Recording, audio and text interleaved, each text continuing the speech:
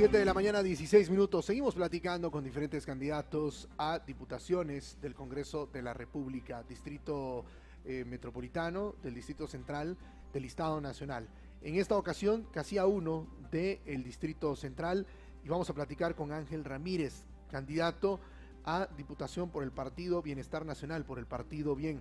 Ángel, buenos días, bienvenido. Buenos días, mucho gusto estar acá con ustedes. 28 años, politólogo, creo que su historia se volvió famosa por el tema de estar manejando Uber y de esa manera tratar de recaudar fondos para su campaña política. ¿Fue esto una estrategia de campaña o realmente sí iban a servir los fondos? ¿Cómo fue esto? Bueno, realmente sí están sirviendo los fondos. Afortunadamente, pues en el Partido Bienestar Nacional es una campaña que yo he estado haciendo y que ha dependido exclusivamente de mí, de algunas personas familiares cercanas que me han apoyado.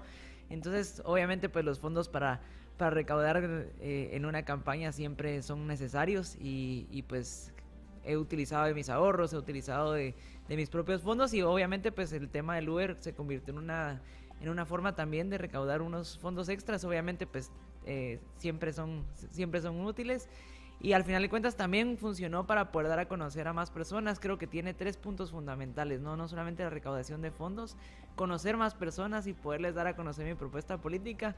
Creo que es una de las ventajas que tenía. Y el tercer punto es que se sufrían temas de ciudad para poder conocer más y mejor las necesidades que se tienen con la ciudadanía aquí en la ciudad de Guatemala. ¿La gente sí le escuchó cuando usted le hacía la propuesta en el Uber? ¿Sí le ponía atención? Tenía ¿O había alguien tipo. que le decía, no, a mí no me hable eso, no me interesa? Por supuesto que tenía de todo tipo de pasajeros. Me recuerdo muy bien un caso que fui a recoger a una persona a zona 15, más o menos por Vistahermosa, y tuve que llevarla a Llano Largo. Tuvimos un viaje largo y tendido durante una hora, más o menos 1 hora 3 minutos, un viernes por la noche. Entonces ahí tuvimos oportunidad de conversar muchísimo. Era una persona que estaba muy propensa a platicar sobre los partidos políticos y la contienda electoral.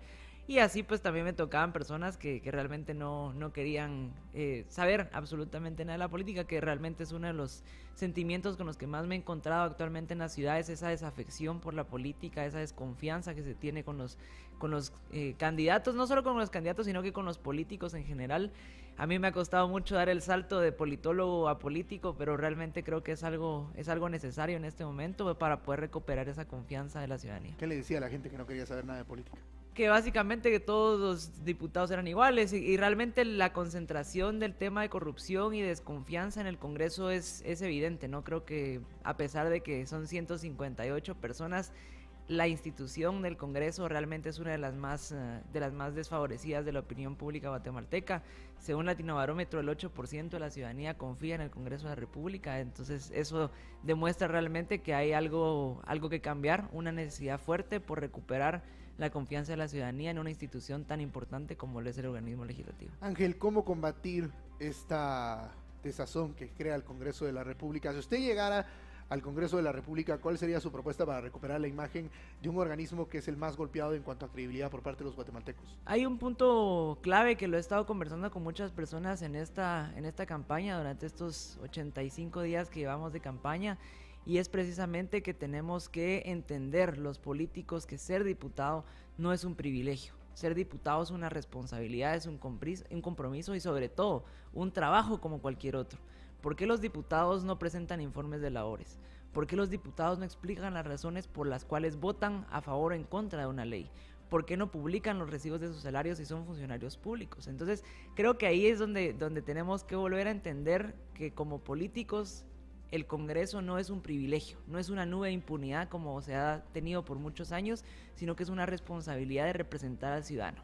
Eso por un lado, y por el otro lado, creo que con acciones muy concretas, muy sencillas, se puede reconstruir la confianza de las personas en las acciones individuales.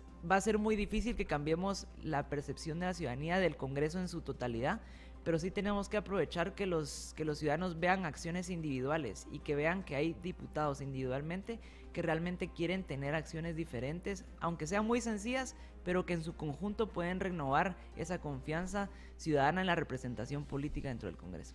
A ver, para bien o para mal, usted ya fue parte de este sistema, porque entiendo que usted fue asesor de la diputada Andrea Villagrán, que igual llegó al partido Todos, después ella busca desmarcarse de esta agrupación política, pasa al Frente Parlamentario para la Transparencia.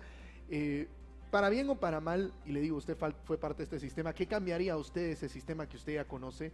¿Cree que el tema de asesores, que el tema de secretarías y demás se tiene que acabar en el Congreso? No, yo creo que realmente el Congreso necesita de un trabajo técnico importante. Afortunadamente, pues yo tuve la oportunidad de conocer ese trabajo técnico tanto desde dentro como desde fuera. Yo estuve alrededor de 4 años en el proyecto de Congreso Transparente fiscalizando la labor del Congreso, y creo que esa labor técnica es fundamental para el Congreso. Realmente el trabajo de representación que ejercen los diputados también es relevante en el sentido que tengan un equipo de trabajo que les pueda respaldar esa parte técnica.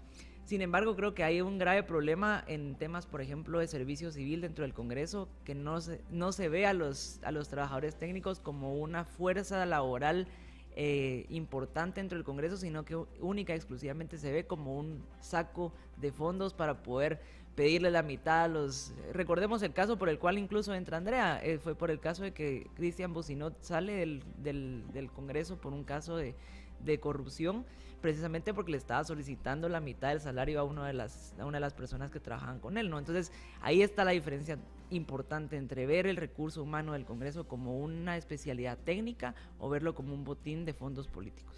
¿Cuántas personas deberían de acompañar a un diputado? Usted que conoce todo esto y por eso se lo pregunto, pero ¿cuántas, desde su punto de vista, en el tema técnico, cuántas personas realmente deberían de acompañar a un diputado? Yo creo que a como está la ley orgánica en este momento, que le permite a cada diputado individualmente tener 3 personas de apoyo técnico, es suficiente.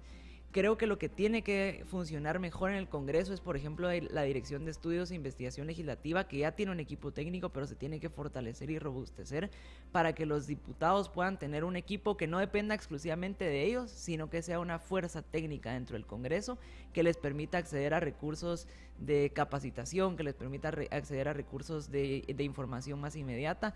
Por ejemplo, en el Congreso de Estados Unidos hay un equipo de staffers que hacen los proyectos de ley, que apoyan a los diputados y que no dependen exclusivamente de un diputado, sino que son una fuerza laboral institucional que permite acceder a ese recurso técnico. O sea, usted puede ir optando a agarrar a este equipo y ponerlo a trabajar, pero sin necesidad de que ellos tengan intereses partidarios, sino son temas técnicos. Exactamente, porque es precisamente el Congreso debe funcionar de forma técnica y de forma política. Ambas son fundamentales. El diputado debe ejercer esa función política y los técnicos deben ejercer realmente esa fortaleza de poderle dar a los diputados un equipo o recursos más adecuados a los conocimientos que se requieran. Obviamente un diputado nunca va a ser experto en todos los temas y necesita también de un equipo técnico que le permita entender de mejor manera todos los proyectos de ley que están aprobando. Doctor Juan Francisco Romero. Licenciado, uno de los señalamientos que se hace es por qué bien no alcanzó a presentar un binomio presidencial. De hecho son el único partido que no presenta el binomio.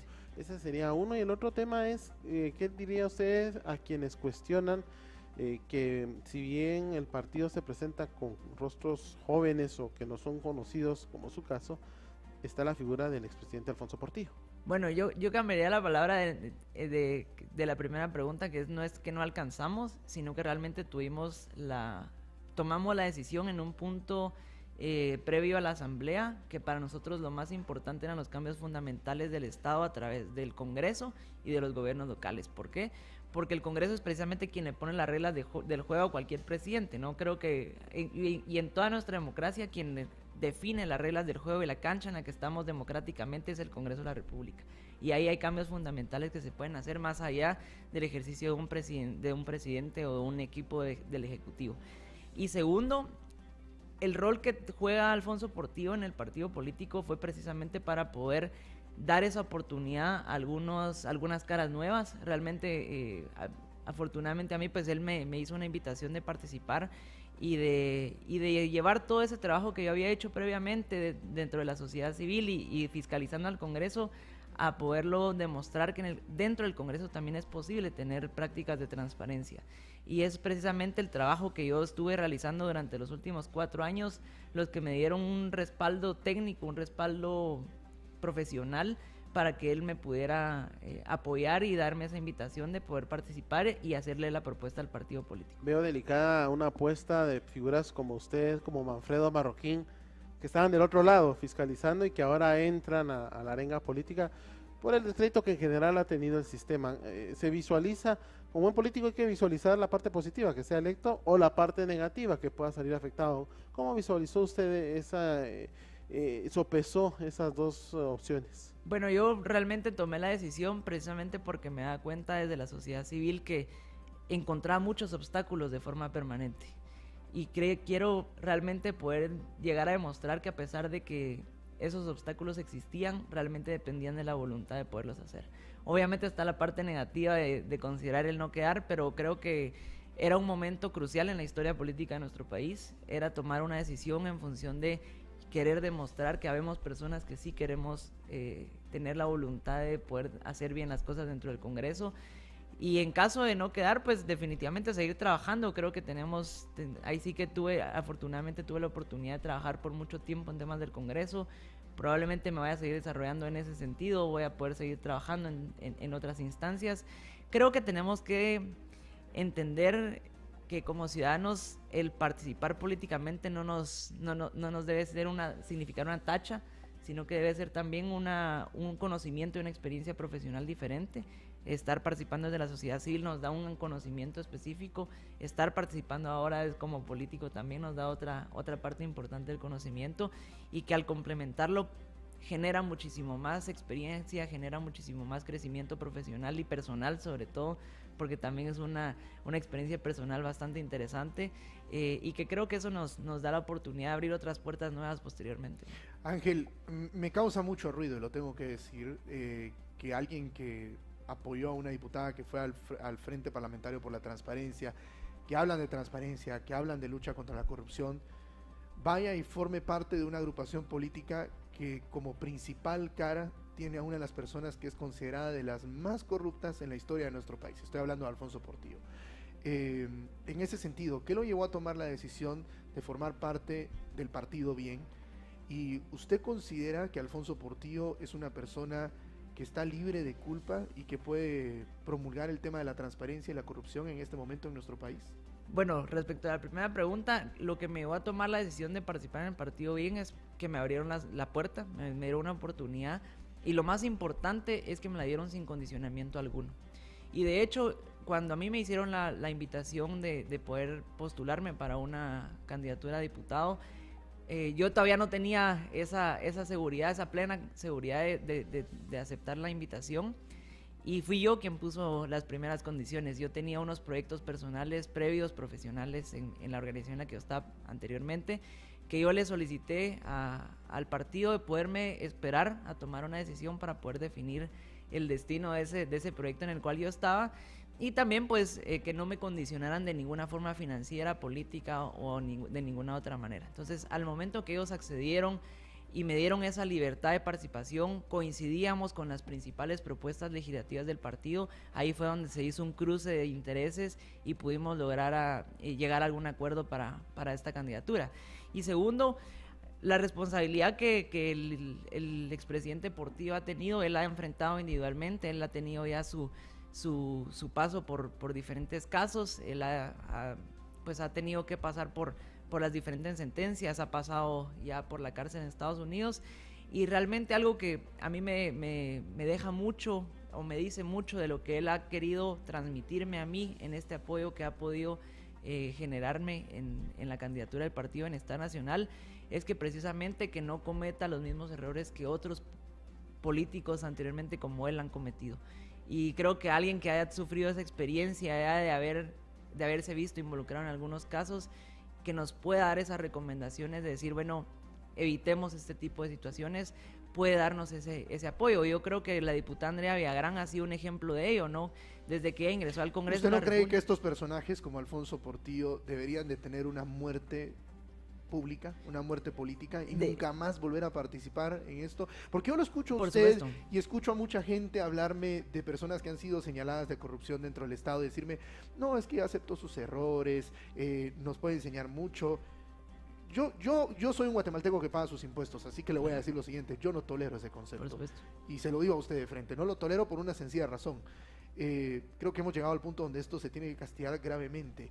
¿Usted considera y usted promulgaría, no sé, usted me dice si sí o si no, una legislación donde estos personajes que fuesen señalados de corrupción, a quienes se les demostrase realmente de que sí hicieron algo malo, no a quienes todavía están en proceso, porque no podemos confundir las cosas, pero quienes ya tengan una sentencia en firme, ¿usted promulgaría o apoyaría una legislación donde se les dé una muerte pública, donde se les diga nunca más usted puede participar en nada que tenga que ver con temas de gobierno? Por supuesto, y creo que esa es una situación bastante interesante, porque la diputada Andrea Villagrán, ella ya propuso un proyecto de ley que es un proyecto de ley de muerte civil, que es para todos los delitos cometidos en la administración pública. No se puede ejercer ningún cargo público posteriormente a los 20 años después de haber sido sentenciado.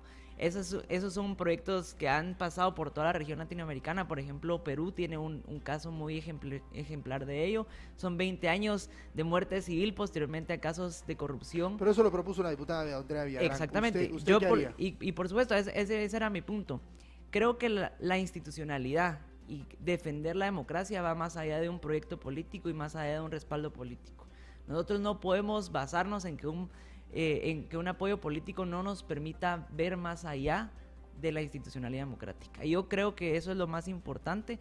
Yo sí, obviamente, apoyaría un proyecto político de muerte civil. Creo que es fundamental en países tan llenos de casos de corrupción como el nuestro, en donde realmente evitemos que ese tipo de personas lleguen de nuevo a la administración pública. Por ejemplo, alcaldes que han pasado por grandes casos de corrupción, que simplemente terminan su condena y ya están otra vez ahí, y probablemente ese concepto de reinserción social después de haber cometido un caso de corrupción en la administración pública, no creo que sea muy fácil de quitarse ese estigma, ¿no?, de parte de la ciudadanía. Yo creo que es importante que lo apoyemos. Creo que es una ley fundamental para un país con una institucionalidad tan débil como la guatemalteca, y que yo creo que no importa quién sea la persona que está cometiendo un delito en la administración pública, una ley como la muerte civil debe ser fundamental para poder evitar esos casos y generar incentivos para mayor transparencia. Ángel, con 28 años usted es un niño en la arena política. Así me lo dijo un diputado una vez, me dijo, es que usted es un niño en la arena política. Y yo le dije, pues no soy político, así que no seré niño, pero a los jóvenes abajo de 30 años les toman como gente sin experiencia en esta arena política, cooptada por personas arriba de los 50 años y que llevan años en esto y que, bueno, ya han cometido los errores que han cometido. En ese sentido, usted con 28 años, quiero entender algo porque usted ha dicho en sus afirmaciones que bien fue el partido que le abrió las puertas. Y al igual que usted, hay muchos casos de jóvenes que han venido aquí a decirnos, estoy participando en esta agrupación política porque fue la que me dejó entrar. ¿Cómo rompemos ese círculo vicioso, Ángel, donde no necesariamente uno escucha de los jóvenes o de quienes buscan introducirse a la política el hecho de afirmar es que ideológicamente comparto los valores de este partido o comparto los valores de este partido? ¿Cómo dejamos desde su punto de vista, tomando en cuenta que usted es politólogo y la experiencia que tiene, dejar de utilizar a los partidos como vehículos electorales y convertirlos en fuerzas ideológicas? ¿Qué tenemos que cambiar? Es importante pensar en la institucionalidad de los partidos. Esa es la parte más fundamental, que hayan partidos que realmente durante los 4 años se dediquen a hacer formación política, que se dediquen a hacer consolidación de sus bases partidarias, que se dediquen realmente a que las decisiones se tomen más democráticamente, a que la estructura local de los partidos políticos funcione efectivamente, ¿no? Y que no sea simplemente un cascarón que sirve para cada 4 años postular. Creo que hay avances en la ley en los cambios de la ley electoral del año 2016, pero necesitamos seguir trabajando en ello. Construir instituciones va más allá de una simple reforma. Creo que esa es una práctica constante en donde las instituciones políticas deben de acoplarse a la formación política, acoplarse a que sus bases no salten de un partido a otro, porque eso también pasaba, ¿no? Que veíamos que habían los casos de las secretarías de juventud, ¿no? Ese tema muchas veces pasa de un partido a otro y que no termina por generar un sentimiento de pertenencia a los partidos políticos. Cuando los partidos políticos funcionen de manera más fuerte, que tengan mayor fortaleza y democracia interna, vamos a poder hablar de un sentido de pertenencia a los partidos políticos. Y en el tema de juventud creo que es importante que los jóvenes tengamos claridad en los planteamientos y postulaciones que tenemos mentalmente e ideológicamente también, ¿no? Para poder coincidir con un partido político. Por ejemplo, cuando invito a los jóvenes a que hagan un test de un proyecto, una plataforma digital que se llama ¿Por quién voto? Ahí pueden encontrar todos las afirmaciones ideológicas que le han hecho los partidos políticos y se les hacen las mismas afirmaciones a los ciudadanos para ver qué coincidencia tienen ideológicamente con los partidos políticos. ese tipo de proyectos que nos permiten posicionarnos respecto a posturas económicas, respecto a posturas de derechos, respecto a posturas de políticas netamente, nos permite identificar esa afinidad ideológica. Yo creo que la sociedad guatemalteca la han debilitado tanto la idea de que existen ideologías que los jóvenes muchas veces que no tienen mucha formación política han optado por decir, yo no tengo ideología y simplemente me voy con otros criterios al momento de participar políticamente. Y como dije anteriormente, cuando yo pues tuve la invitación del Partido Bien y de parte de Alfonso para poderla hacer, coincidíamos en varias posturas ideológicas, por ejemplo, en las principales propuestas legislativas del partido político. Un país sin ley de aguas que realmente quiere regular y quiere garantizar de hecho accesos mínimos a la ciudadanía, tiene que contar con una ley de aguas para poder regular el bien vital que es el agua, ¿no? La ley de competencia, somos el único país de la región, con excepción de Cuba, por obvias razones, que no contamos con una ley de competencia y estamos marcados por un mercado anticompetitivo, desleal, deshonesto y que las prácticas monopólicas y oligopólicas son la regla y no la excepción en muchos de los grandes sectores económicos del país. La ley electoral y de partidos políticos, por ejemplo, también sigue siendo una ley que es perfectible con el tiempo y que tenemos que ir aprendiendo de los procesos electorales. Entonces, cuando ellos me plantean esas 3 propuestas macroestructurales para reforma del Estado, realmente coincidía yo con ellas y yo creo que coincidimos con otros partidos políticos y ahí es donde tenemos que tener muy claro que nosotros como Partido Bienestar Nacional tenemos que llegar al Congreso precisamente a encontrar también esos puntos en común con otros partidos políticos, que esas 3 leyes nos permiten acercarnos a otros actores políticos y poder hacer avanzar una agenda, no en términos absolutos, porque muchas veces los partidos políticos hablan de nosotros queremos llevar esta agenda legislativa o queremos llevar la otra, pero va a ser un congreso fragmentado, donde tenemos que entender... Pero esas serían las 3 prioridades que ustedes llevan como serían bancada. nuestros 3 puntos fundamentales de trabajo con otros proyectos políticos dentro del Congreso. Y es que tampoco la agenda permite que se impulsen 1000 proyectos. Exactamente. ¿No? Doctor Juan Francisco Romero. En esa línea, la semana pasada tuvimos sin querer, una dinámica interesante. Tuvimos a 2 candidatos acá y en medio de la entrevista decían, bueno, ¿qué estaría usted dispuesto a aceptar a cambio de aceptar mi proyecto? Y viceversa, una negociación micro de lo macro que entiendo que pasa en el Congreso. ¿Qué estaría dispuesto a aceptar bien para negociar con otras bancadas? ¿Con quiénes negociaría y con quiénes no negociaría en el Congreso?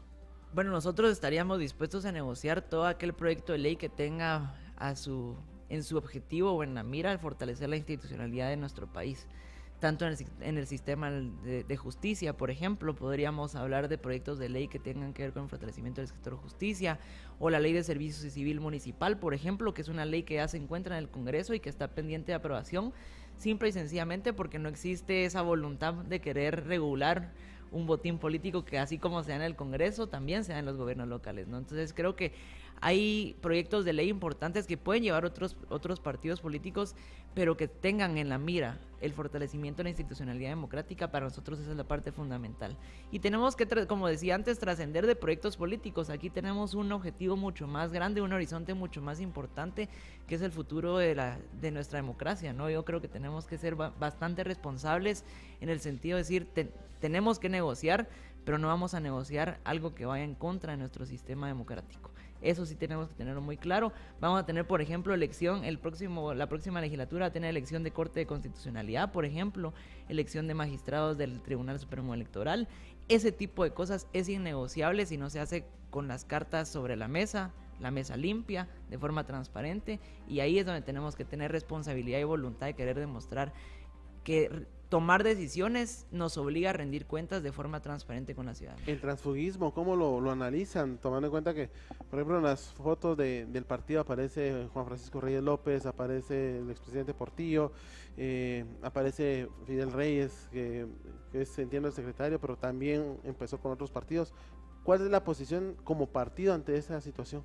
Bueno, creo que el tema de transfugismo quedó todavía en una nube, todavía algunos criterios. Creo que el Tribunal Supremo Electoral fue una de las principales víctimas de una legislación bastante ambigua como la del transfugismo, por ejemplo, porque vimos que cuando se habla de transfugismo en algún momento, la interpretación que se le daba a la legislación era que ninguno de los 77 diputados que habían sido tránsfugas iban a poder salir electos.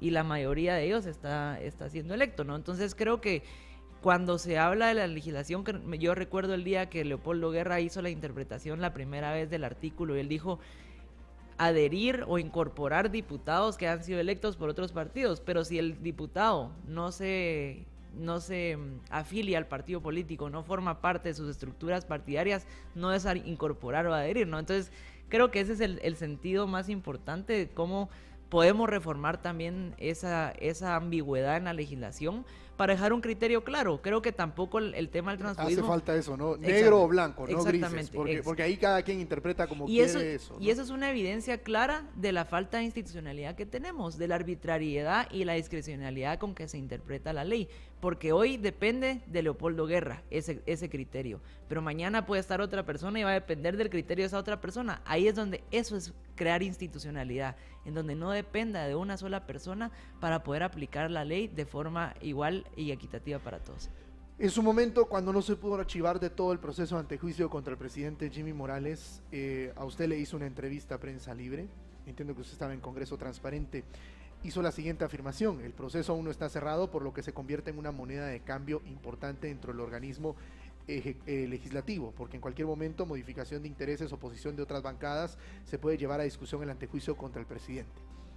¿Cómo cambiamos este círculo vicioso que se ha vuelto esa moneda de cambio, sin dejar de entender que en el Congreso de la República el tema de la negociación política es algo normal?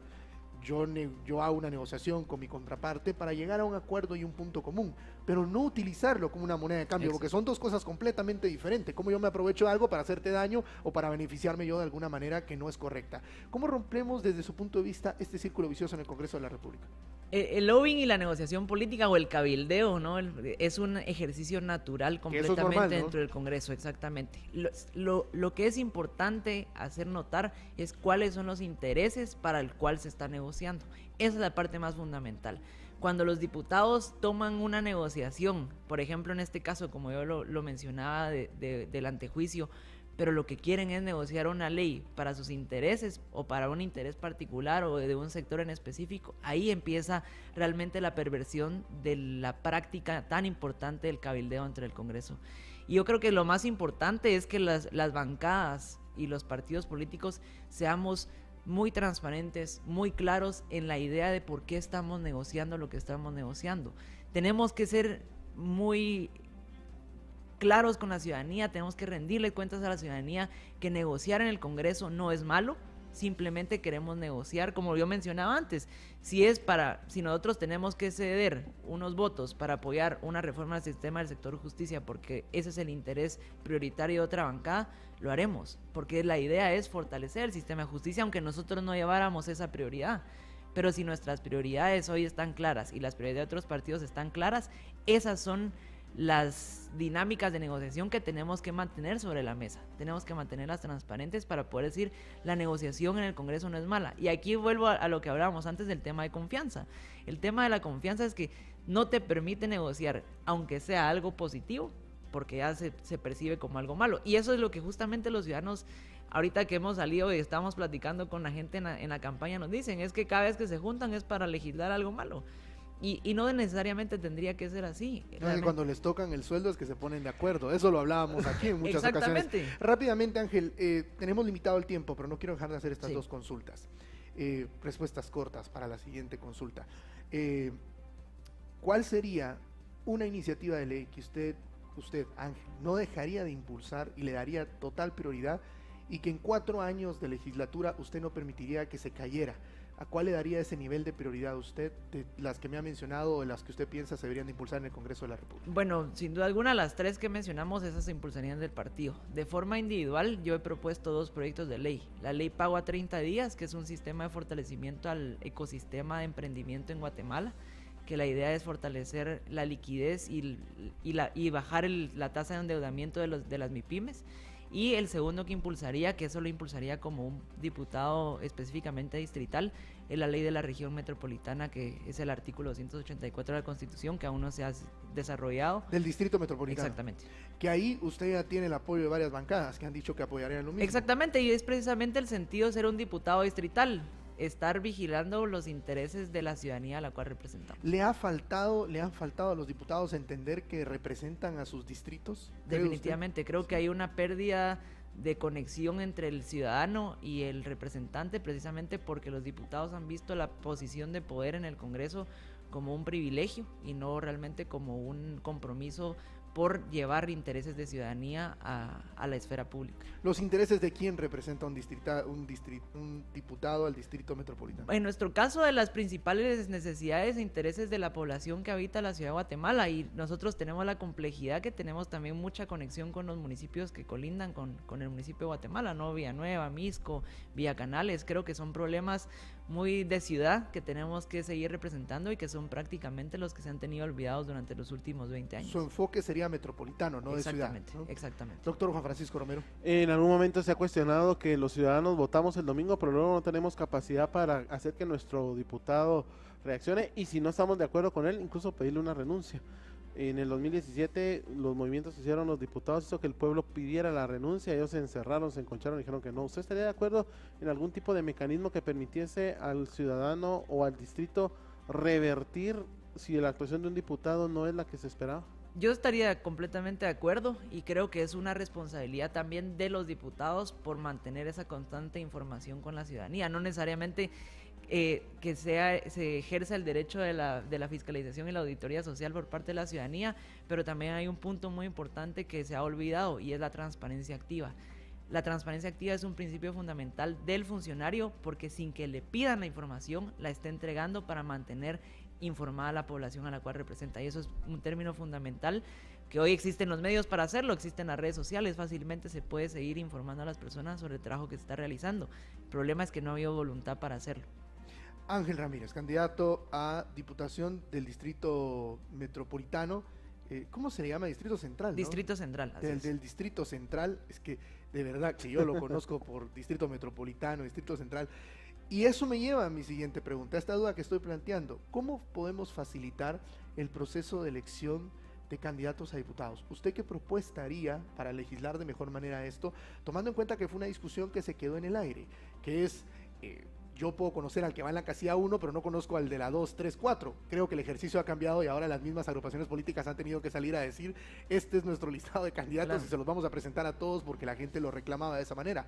Pero ¿qué otras formas se pueden hacer o qué legislación propondría usted para dejarnos a los guatemaltecos, como mi persona, que tienen esas dudas todo el tiempo, qué representa a cada quien? Bueno, la idea es fortalecer la representatividad del Congreso de la República, ¿no? Y uno de los puntos más importantes o más viables para hacerlo son listas cerradas y desbloqueadas, que prácticamente la lista cerrada y desbloqueada es que el partido político propone el orden, pero el ciudadano es quien define a quién está seleccionando de ese orden. Es decir, nosotros tenemos en este caso, digamos, nuestra lista de diputados, somos 6 de los 11 posibles. Entonces el ciudadano podría decir, bueno, yo selecciono a la casilla 3 para que ingrese. Entonces solo se seleccionaría... Voto nominal.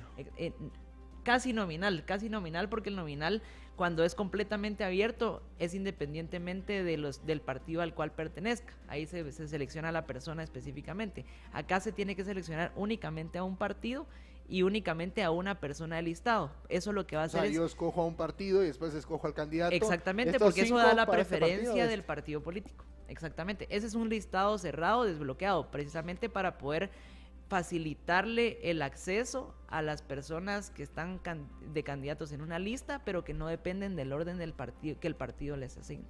Después de una legislatura de 4 años, si usted fuese diputado, ¿cómo quisiera que lo recordaran los guatemaltecos después de ese periodo de 4 años? Pues básicamente un diputado que ha llegado a demostrar que el estándar de calidad, ética y transparencia en el Congreso puede mejorar. Creo que a lo que me dediqué los últimos 5 años es precisamente a demostrar que con acciones concretas, sencillas, se puede regenerar esa confianza que tanto hemos perdido como ciudadanía en el Congreso de la República, y que realmente los jóvenes podemos llegar con innovación a ser disruptivos en prácticas que han tenido el Congreso cooptado, que han tenido un Congreso opaco, que han tenido realmente un Congreso alejado de la ciudadanía y han generado esa desafección y esa falta de confianza, ¿no? Creo que realmente esa sería la forma en cómo me gustaría terminar mi práctica legislativa. Yo he tenido la idea, también para hablar un poco de la reelección, yo he tenido la idea que sería una expectativa mía el no estar más de 3 periodos legislativos, en el caso de que la ciudadanía me pueda elegir. Son 12 años. Exactamente, que eso es prácticamente lo que yo creo que puede hacer una carrera legislativa suficiente y completa para poder dejar un legado, porque pasa que cuando después de 12 años hay nuevas realidades que probablemente personas más jóvenes van a entender de mejor manera, que eso es lo que precisamente estoy tratando de mostrar yo el día de hoy, que hay... O sea, su máximo en periodos de reelección desde su punto de vista serían 3 periodos. Exactamente, porque precisamente 3 legislaturas. ahí es cuando vienen nuevas visiones, nuevas perspectivas, y la ley debe irse ajustando a la realidad a la cual estamos viviendo. No es la misma realidad que hay diputados, que hay 24 años de estar ahí en el Congreso casi, que puedan legislar igual que lo que podemos legislar las personas más jóvenes que entendemos de otra manera nuestra sociedad. Ángel Ramírez, le agradezco la participación con nosotros esta mañana, candidato por la casilla 1 del Distrito Central del Partido Bien. Gracias por haber estado con nosotros. Muchas gracias a ustedes, y pues espero que el domingo tomen un voto consciente e informado. 7:52, vamos a la pausa, ya regresamos con más.